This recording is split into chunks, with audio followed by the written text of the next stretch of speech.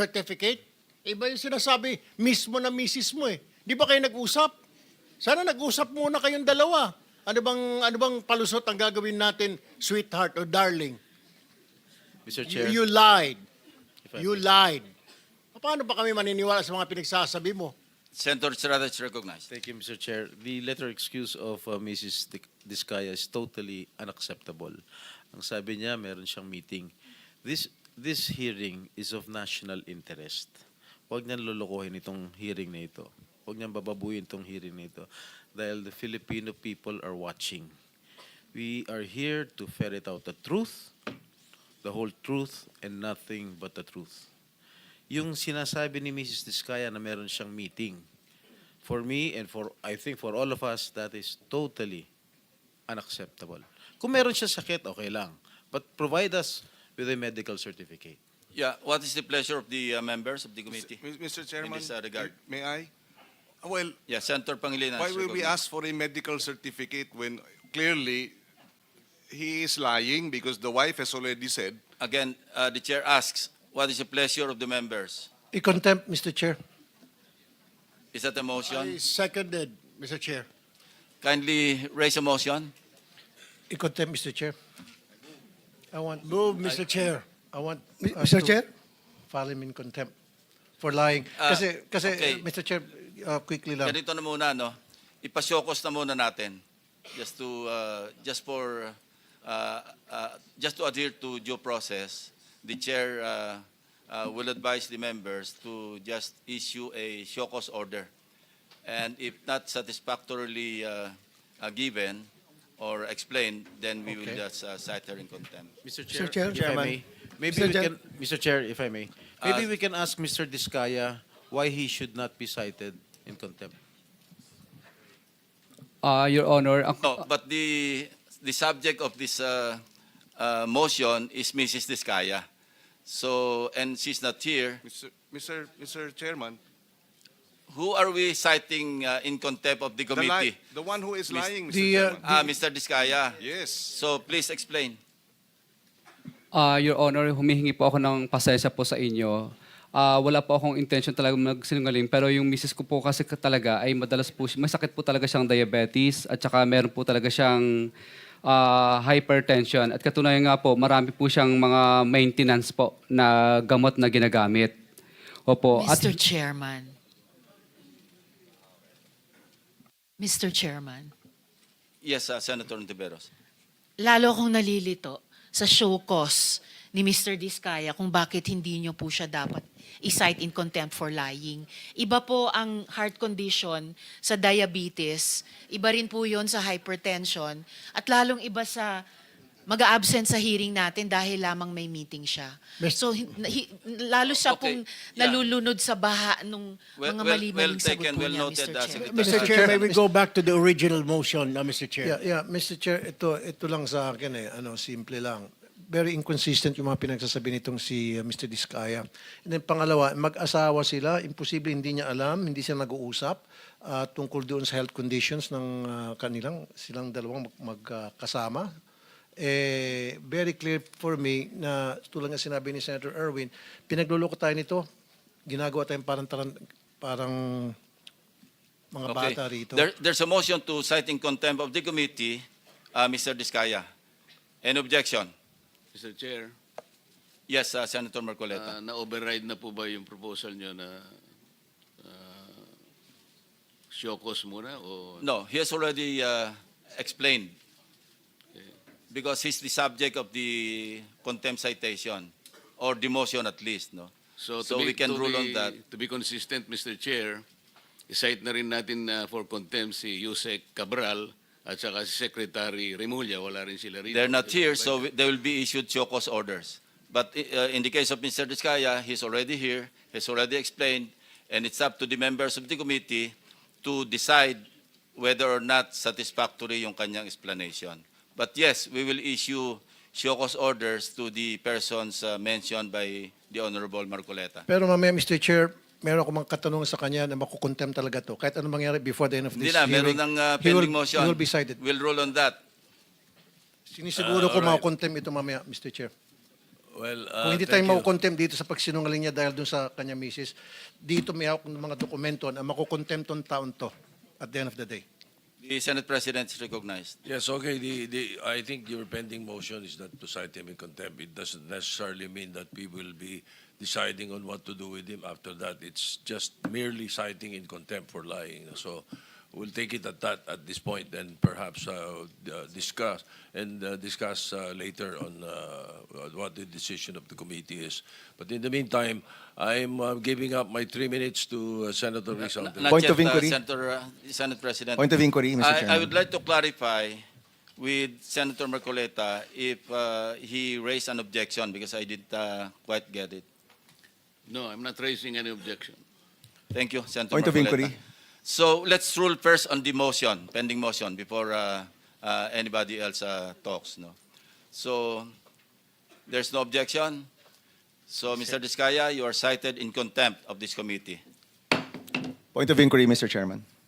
Yes, Senator Bam. Mr. Chairman, what is the penalty for not following a subpoena? Because as far as I know, Mr. Chairman, some of the resource speakers here are under subpoena. Pwede po bang magbigay lang ng excuse letter kahit nakasubpoena po kayo? Well, it depends on the committee. The committee decides on that as a collegial body. May I know that the contractors are under subpoena. Are the DPWH and the others also under subpoena, Mr. Chairman? Just to clarify, sino po ba yung nakasubpoena dito? Director General, can you address the question raised by Senator Bam? Mr. President, Mr. Chairman, before he is recognized, just Senator Pangilinan is recognized. just to respond to the question, if they have been subpoenaed and they have not appeared, then they will be asked to explain why they should not be cited either in contempt or that that a warrant of arrest be issued for them to be compelled to attend. That's the process now that we are observing. Hindi ko naintindihan masyado. No, if they have been subpoenaed and they fail to appear, then they are given the opportunity to explain why they should not be either cited. And it is up to the body arrested. to decide whether the explanation is valid or not. That is correct. That is correct. That is correct. So there's a pending motion. No. The chair has already ruled on the motion. So you're hereby cited in contempt of the committee, Mr. Diskaya. All right. So, Mr. Chair. Senator De La Rosa. Yes, sir. Thank you, Mr. Chair.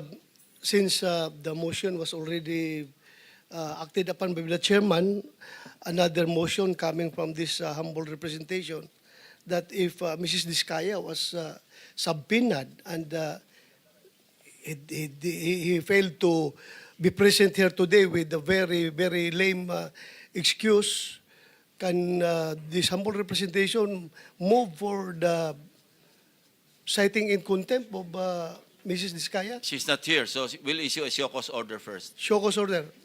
Thank you, Mr. Chair. Thank you. So, Mr. Chairman, according to the Secretary of the committee, the contractors named were subpoenaed, no? But the officials were not. They were merely invited. You know ba? All were invited All were invited. because none has been absent yet. But Oo. we issued a subpoena. Sige. Please say it into the microphone. We issued, your committee issued a subpoena to Sistecom to address to Pacifico Diskaya about the ledger that he was talking about in one of his testimony. Now he has sent a letter saying that while he may be here, he cannot comply because he still has to read those and he has to consult a lawyer about how to dispose of that so-called ledger.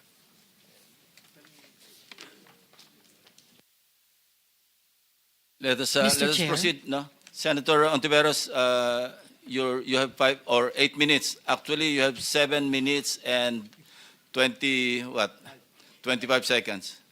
25 ba? Tama ba? O, 25. Tama. Salamat, Mr. Chair. But before my time starts ticking, just to follow up, kung pinape-present kay Mr. Diskaya yung ledger niya, and he said that kailangan niya magkonsulta sa abogado, I think he has legal counsel here. Maybe he should answer to the committee, but hindi pa niya ipinipresenta yung ledger na hiningi ng committee, Mr. Chair. Mr. Diskaya? Your Honor, I invoke my right po against self-incrimination po. Yan po yung advice po sa akin ng lawyer ko. Go ahead, Senator Antiveros. You may Thank proceed. you. Yes, just, Mr. just Chair. on that point, because iba yung, with the permission of the chairman, very quickly lang, because iba yung sinabi niya dun sa explanation niya, ngayon nag-i-invoke siya ng right against self-incrimination. So pabago-bago na naman ang kanyang posisyon. Sabi niya din sa sulat sa Blue Ribbon Committee, ikukonsulta muna niya yung lawyer niya dahil kailangan pa niyang pag-aralan. Ngayon, panibago. Maybe he should put in writing that invocation also, Mr. President, just to respond to the earlier inconsistency do sa sulat niya. Pabago-bago, Mr. President. Can we defer decision on this particular issue so we can proceed? Because Yes, some resource persons need to get out or leave by noon time. So, Senator Ruiz Ontiveros, you may proceed. Salamat, Mr. Chair. At maraming salamat, Senate President, para sa mga dagdag na minuto. Secretary Dizon, umamin dati yung DPWH NCR sa komite na walang koordinasyon ang daan-daang flood control project sa Quezon City na kailan lang ay lubog sa baha. Ulat ng Quezon City LGU ngayong linggo sa 331 flood control projects mula 2022 lamang hanggang 2025 na worth 17 billion pesos, dalawa lang ang may koordinasyon na aprobado ng lungsod. Imagine po, dalawa lang sa 331 projects. Wala pang 1% ang sumunod sa dinevelop na flood control master plan ng Quezon City. May mga proyekto tuloy na imbes makabawas sa baha, nagdulot pa ng mas malaking baha sa mga daan, kalsada, bahay, opisina, pati paaralan. May ghost projects din daw na hindi makita ni mahanap ng LGU kahit ngayon. So, Secretary, may sinusunod ba ang DPWH na iisang master plan sa paggawa ng bawat flood control project sa bansa? Wala po. Oh my God, wala. So, bakit gumagawa ng mga proyekto ang DPWH na hindi dumaan sa koordinasyon o konsultasyon sa LGU tulad sa Quezon City na may ordinansa ha, Mr. Chair, Ordinance number 2939 series of 2020. Ordinansa na nagsasabi na kailangan ang koordinasyon. Mr. Chairman, Madam Senator, yan din po ang katanungan namin. No? In fact, I will go a step further, Mr. Chairman. Ni plano po wala eh. Sabi ko nga po, every time po mag-inspection kami, ang una pong tinatanong ko pag sa site mismo, pag nakausap ko po yung contractor, subcontractor, foreman, ang hinihingi ko po kagad plano, patingin ng plano. In almost all cases, wala pong maipakita sa aming plano. Sabi ko nga po, Mr. Chair, Madam Senator, kahit nga po maliit na bahay, kailangan ng plano eh. Bago ka magpagawa. Siguro naman po itong mga daang milyong flood control projects, dapat may plano. Wala po silang mapakita. Kaya po, kasama po ito sa aming ongoing investigation kung bakit po pinapayagan ito at paano po nakakalusot ito dito sa napakaraming mga proyektong ito. And for the record, Mr. Chair, sinabi na po ng Quezon City government, mayroon po silang flood control plan. Yan din po yung bahagi ng sagot ni Mayor Joy Belmonte dun sa alok ni Ramon Ang tungkol sa flood control. Pinasalamatan niya yon at sinabi, in fact, meron po kaming city flood control master plan na pwedeng makuha yung suporta mula sa private sector. Pero mula sa gobyerno mismo, bakit may master plan itong syudad, pero at may 331 projects na iginawa ang DPWH, NCR, Quezon City, Pero dalawa lang ang coordinated. And I'm only guessing coordinated sa master plan. Ganyan din po ba ang kalakaran, Secretary, Mr. Chair, sa ibang mga syudad o lalawigan tulad ng Bulacan at iba pa? Mr. Chairman, Madam Senator, we are seeing a very, very similar pattern in every area that we visit and in every report that we get. There is little to zero coordination with the local governments, with the province, much less the regional development councils. And just on the master plan po, meron pong the latest finished plan po na meron sa aking pagkakaalam ay nung 2013. No, meron pong plano, meron pong integrated master plan for flood control nung 2013. At meron din pong ongoing ngayon ginagawa ang JICA at ang World Bank. Ongoing po ito at ito po'y matatapos pa lang sa susunod na taon. Yun lang po ang nakita naming mga master plan o ginagawang master plan pagpasok po natin 2 weeks ago. At yung pong latest finished plan 2013, para po yun sa NCR o bansa o Quezon City, Secretary? NCR po. NCR po. At yun din pong ginagawa ngayon ay NCR din po, ang ginagawa ng World Bank at ng JICA. So yung ongoing JICA World Bank Master Plan, matatapos nila by 2026 para din sa NCR. Wala po ba sa ibang mga rehiyon or para sa buong bansa natin? I recall, Mr. Chair, Secretary, na mayroon sa Central Luzon. Tama po ba yon? Meron din pong ongoing din po ng Asian Development Bank ng 18 major river basins nationwide, no? Pero again, ongoing pa lang din po ito. So, mali ba yung alaala ko na mayroong master plan para sa Central Luzon? I seem to remember having read na mayroon. And kung mayroon kasi, dapat sakop pati Bulacan. May reference, kung naalala ko, sa Pampanga River Basin, Mr. Chair, Secretary.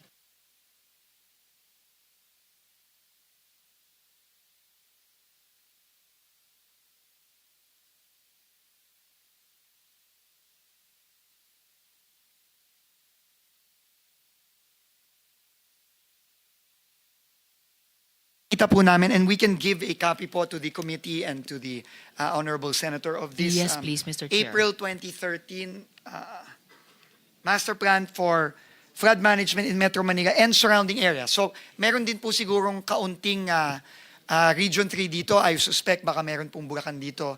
Kakahanap pa lang po namin ito, Mr. Chairman, Madam Senator, and we will submit this po to the committee. Salamat, Mr. Chair. Chairman, Yes, with Mr. the Chair. with the permission of Senator Ontiveros. Yes, Mr. Chair. Just Senator Pangilinan is yes, just recognized. very quickly yung information ng master plan. Can you give us a cost estimate of the completion of that master plan? Magkano yan? Kasi baka nga yung 2 taong flood control na nalustay enough to address itong 18 river basins and address the problem of potable water, irrigation, as well as flood control.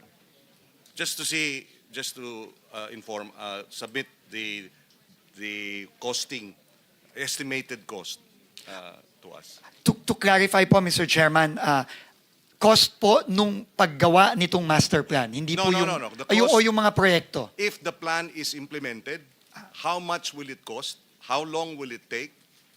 Di ba may plano? Senator Pangilinan, with due respect, may I remind you that you are only allowed one follow-up question unless Yes, Senator sorry. Ontiveros opts not to reclaim her time. My Because it will be apologies. deducted. It's all right, Mr. Chair. He may pursue this last follow-up So question let for now. the clock move. Mr. Chairman, I don't have the numbers right now. Kukunin ko po yun, pero very clear po yung instructions po ng committee. Bibigay po natin yung costas ng mga proyektong kasama dun sa master plan kung ito sana ay na-implement. Opo. Thank you, Mr. Chairman. Salamat, Mr. Chair. And importante po yan, Mr. Chair, kasi baka hindi lang doble, kundi triple ang gastos sa mamamayan nitong floodgates of corruption. Kasi yung proyekto na ginastosan, yung damage sa mga tao dahil binabaha pa rin kahit di umano may flood control projects, plus nga yung gastos din nitong mga pagbubuo ng master plan na dapat sana ay maasahang maipatupad. Could I add the request, Mr. Chair, to the Secretary kung maaari nyo bang isumite sa komite mga kopya ng mga existing master plans for flood management for Metro Manila. So yun po. We will comply po. Thank you. Mr. Thank Chair. you, Secretary, Mr. Chair. Dako naman po ako sa ngayon sa mga Diskaya sana, pero isa lang amang po dito, ay nandito. So kay Mr. Curly Diskaya. Mr. Chair, mukha kasing yung modus ng BGC Boys na ibinansag ninyo sa Bulacan ay hindi isolated case. Yung mga contractor na sangkot sa flood control project sa Quezon City, pamilyar na po sa atin. Napapa-Sounds family kami ni Senator JV kanina. Wow Builders, IM Construction Corporation. Siyempre, ang walang kamatayang St. Timothy at Alpha and Omega. So, Mr. Diskaya, sinabi niyo po sa affidavit ninyo na hindi maiiwasan magbayad sa mga regional directors at district engineers ng DPWH para makakuha ng projects. Wow, no? Sabi nyo pa ay nagbabayad kayo ng from 10 to 25% sa DPWH. Kinailangan nyo rin bang magbayad ng SOP para makakuha ng projects doon naman sa Quezon City? Your Honor, hindi po. Bali, kami po ay nilalapitan lang po pag once na may award na po. At saka lang po kami nilalapitan. At ayaw po naming magbigay, Your Honor. Kaya lang po, ay napapressure lang po kami. So hindi tama yung unang sagot nyo na hindi kayo nagbabayad. Kasi yung huling sinabi nyo ngayon ay ayaw nyo sana, pero nape-pressure kayo. So, suma total, nagbabayad din po kayo kahit sa project sa Quezon City. Labag po sa kalooban po namin, pero kasi magkakaroon po ng problema po ang collection po namin at saka yung mga projects po namin.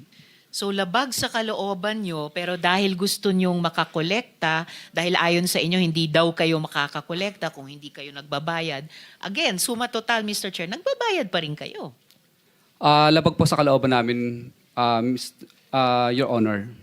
Labag man sa kalooban, Mr. Chair, o kusa, nagbabayad kayo, tama? Napipilitan lang po kami, Your Honor. Pwede bang palitan yung verb? Wag na yung labag o napipilitan. Nagbabayad kayo, tama? Kinukuha po nila sa amin, Your Honor, yung... Mr. Chair, Hindi naman kayo hino-hold up, I think Mr. the question Chair. of Senator Risa is only answerable by yes or Senator no. Estrada is recognized. Yes, Mr. Kindly Chair. address the chair if you want to Yes, interject. Mr. Chair, I apologize. The question of Senator Ontiveros is only answerable by yes or no. Yes, Your Honor. All right. You answer, Senator Risa. Thank you, Mr. Chair. So yes, nagbabayad kayo.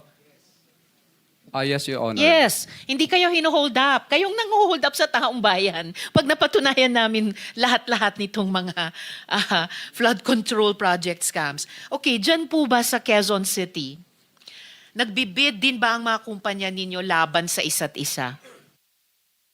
No po, Your Honor.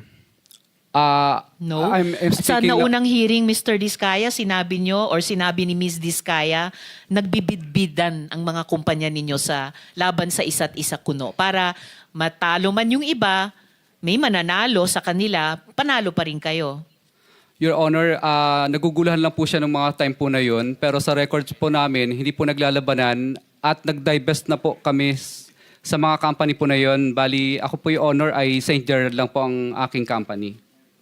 Mr. Diskaya, kanina ang sinasabi nyo, heart condition, diabetes, hypertension.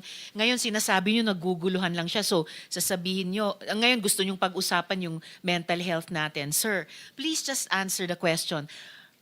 Nung nakaraang hearing, sinabi po ni Ms. Diskaya, on record po yan sa komite, na nagbibid against each other yung mga kumpanya niyo. Pinakita ko nga po yung calling cards ninyo sa siyam na komiting iyan. Sabi ng asawa niyo, nagbibid ang mga kumpanya ninyo sa isa't isa. So ganyan din ba ang kalakaran ng mga kumpanya niyo sa Quezon City? Your Honor, sa record po namin, hindi po sila naglalabanan. At ang amin lang pong company doon ay yung St. Gerard lang po ang akin po. At yung sa misis ko naman po is Alpha lang. Dalawang kumpanya lang sa inyong mag-asawa, pero yung mga kamag-anak nyo ang controlling persons din dun sa iba pang mga kumpanya. Your Honor, pero hindi po sila naglalabanan sa bidding. So ano Sa yung record po sabi nyo, namin. may kalakaran kayo? Ano bang kalakaran ninyo sa Quezon City ng inyong mga kumpanya? Sumasali po kami sa public bidding. Pag nakikita po namin sa PhilJeps, sumasali po kami para sa public bidding po. Pero bakit sinabi nung asawa nyo na kahit pagkatapos mabasa nyo sa PhilJeps, nagko-compete, hindi lang isa, hindi lang dalawa ninyong mag-asawa, pero yung siyam na kumpanya ninyo sa isa't isa? Your Honor, kinakabahan lang po siya at saka kinakabahan lang po siya. Pero sa record po namin, wala po naglalabanan. Sige, titignan ko ulit yung mga records ninyo ha, at tatanungin ko ulit si Ms. Diskaya pag nagpakita sila ulit sa susunod na hearing. Dahil mahirap pong magsabi ng one thing sa isang hearing at magsabi ng kabaliktaran nun sa susunod. Perjury po ang tawag doon dahil under oath po kayong mga resource persons. Ngayon, may mga nakausap o nilapitan din ba kayong regional directors at regional director at district engineers dito naman sa NCR? Your Honor, wala po. Bali, sumasali po kami sa public bidding. Pag nakakita lang po kami ng mga public bidding na nakapost sa PhilJeps na invitation, tsaka lang po kami pumupunta at sumasali sa bidding. At nagbayad din ba kayo ng 10 to 25% para makakuha ng proyekto? Yan po ang pinipilit po nila kapag kami po ay na-awardan na po ng project at saka po sila nagdadatingan. At pag nagdadatingan sila at pinipilit kayo, nagpapapilit naman kayo, nagbabayad kayo. Your Honor, wala po kami magawa kasi syempre po natatakot kami dahil nagkaroon na po kami ng mga karanasan na nami-mutual terminate po at nami-mutual terminate at saka nagkakaroon po ng right of way problem ang mga project po namin. Pero nagbabayad kayo, 10 to 25% sa Quezon City. Your Honor, yes po, Your Honor. Yes, ay salamat. Isang consistent na sagot so far. Ngayon sir, doon sa inyong affidavit, Mr. Diskaya, doon po sa inyong affidavit, paano kayo nagbabayad sa mga opisyal? Gaya ng sinabi nyo. Cash ba yan lagi? Cash po lagi. Okay, cash lagi. So, nag-withdraw kayo ng malaking cash sa bangko? Yes po, Your Honor. Yes. Magkano pinag-uusapan natin? Anong range ng bigayan? Your Honor, I invoke my right po, Your Honor, kasi wala pa po akong protection po. Sir, ang protection Witness nyo ay protection. magsabi kayo ng totoo, under oath. Kanina, inamin nyo na nagbabayad kayo ng 10 to 25% sa Quezon City. So, given yung range ng halaga ng mga proyekto nyo sa Quezon City, magkano ang range ng bigayan kapag kayo nagbabayad niyang 10 to 25%? Senator, with the permission of Senator Yes, Tiveros, Mr. Chair. the Senate President is recognized. Mr. Diskaya, bigyan ko kayo ng advice ha. This is not because I am a lawyer. It's because I have been here for ages, since 1992. Ay ako ang pinakamatandang senador dito eh. Sa term, hindi sa edad. Mas may edad sa akin yung katabi ko.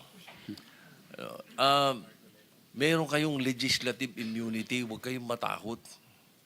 Pag sa hearing kayo nagsasalita, pwede nyo invoke legislative immunity, magsalita kayo. Huwag nyo sabihin yung against self-incrimination. Hindi. There is such thing inherent sa mga committees, yung legislative immunity yung tinatawag. Kung meron kayong gusto ipagtapat ninyo. Hindi pwedeng gamitin sa inyo pag sa hearing nyo sinabi. Na makakatulong kayo sa amin at matutulungan din namin kayo. Yun ang gawin ninyo. Tatanong sa abogado nyo, alam ng abogado nyo yan eh. Baka lang, ayaw nyo lang talagang sabihin yung dapat eh. Di ba? Huwag kayong matakot. At meron po kaming maibibigay sa inyong legislative immunity tinatawag. Your Honor, Salamat, okay lang po Mr. ba? Chair. Itatanong ko lang po muna sa legal counsel ko po. Mr.